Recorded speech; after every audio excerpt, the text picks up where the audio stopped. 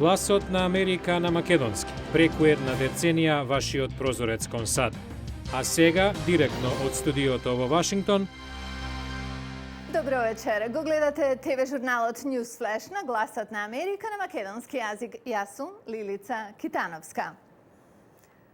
Председателот Барак Обама е во Австралија. Многу теми зачнати тамо. Со тоа ги започнуваме вестите.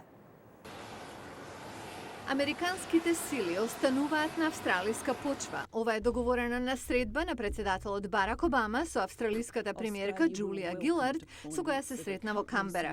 На заедничката пресконференција Гилард рече дека договорот предвидува 200 до 250 маренци да бидат стационирани во северниот дел на Австралија и да се менуваат на секои 6 месеци. Договорот истовремено овозможува американските авиони да ги користат австралиските бази.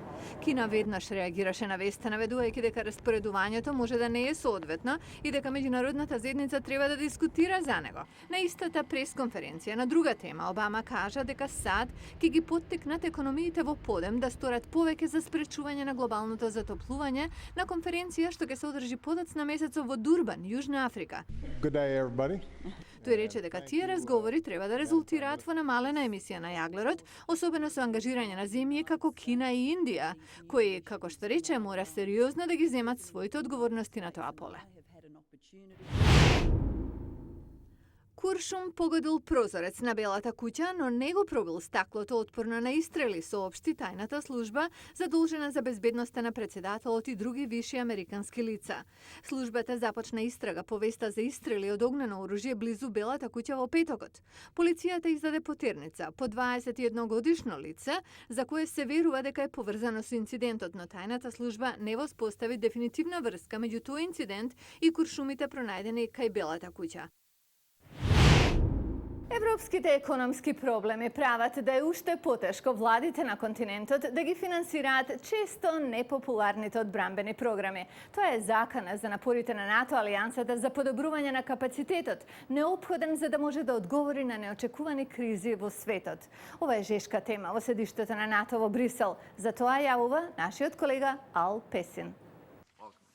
Кога во март Советот за безбедност на Обединетите нации изгласа лансирање на мисија за одбрана на либиските цивили, имаше само една армиска сила што можеше тоа да го изведе – НАТО. Алијансата испрати бродови и авиони и ја крена плимата на востание што го собори Муамер Гадафи. Францускиот генерал Стефан Абриел е врховен комендант за трансформација во НАТО. Либија покажа дека нема друг избор. Кога Обединетите нации ќе решат да се преземе мисија, само НАТО може тоа да го изведе. Но таа способност е под прашање сега, со европската економска криза. Европските лидери и онака имаа проблем во убедување на народот дека овие трошоци се неопходни. Поранешниот британски представник на одбраната Даниел Курски вели дека Либија била успех за напорите за трансформација на НАТО, но европската економска криза и буџетски скратувања може тие напори да ги забават. Живееме во тешко време и луѓето ги кратат буџетите на некоординиран начин. Нашата агенда е подзакана зашто намалувањата што нациите ги прават се за преживување, а не за градење на капацитети. Поранешниот раководител на одбранбената агенција на Европската унија, Ник Витни, вели дека не се работи толку за недостиг на пари, колку за недостиг на координација и интерес кај обичните европски граѓани. We're not actually short of defense spending in Europe. Нам не ни недостигаат средства, ни недостига нивна соодветна употреба, нивно трошење за вистинските работи, а тоа го нема зашто на одбраната не се гледа сериозно. And we don't do that because we don't take defense seriously. А тоа и за генералот Абриел е проблем, зашто, како што вели, невозможно е да се предвиди каде ќе биде следната криза на која НАТО ќе треба да одговори. Генералот е убеден дека НАТО мора да остане премиерна одбранбена сила и дека мора да продолжи да развива нови високотехнолошки способности за одбрана од проектилски, но и од кибернетски напади. Некои трговци се загрижени дека слабата американска економија ќе направи традиционално најдобрата сезона за продажба околу празниците, што ги има во изобилие наредниве 2 месеци, да не биде вносна годинава. Овие празници обично ја прават разликата меѓу профит и загуба, меѓу преживување и банкротство, а трговците прават се што е во нивна моќ да ги привлечат купувачите. Сопствениците на продавници нестрпливо ги чекаат купувачите кои во поголем број од обично влегуваат последниве 2 месеци од годината да купуваат. играчки, облека, електроника и се друго што им треба за Божик и околу Божик. Главната сезона традиционално почнува веднаш по 4-тиот четврток во ноември, што е американски и патриотски празник, Ден на благодарноста. Председателот на PriceGabber.com Стив Гренцер ги следи овие трендови од Лос Анџелес. Црниот петок е тоа време на календарот, еден ден по денот на благодарноста, кога е врвот на сезоната за шопинг и кога трговците минуваат црвено, во загуба, во црно добивка. Во борбата за профит, се поголем број продавници отвараат на полноќ на денот на благодарноста или взори на црниот петок. Други нудат намаленија, поголеми од обично или не наплатуваат данок на промет. Внимателен оптимизам е фразата за годинишнава празнична сезона.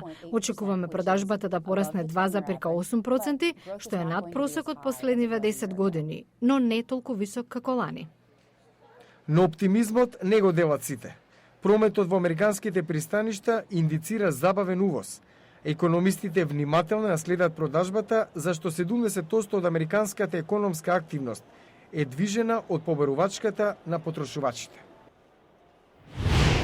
Соединетите американски држави сметаат дека имигрантите ја прават државата побогата, посилна, поубава.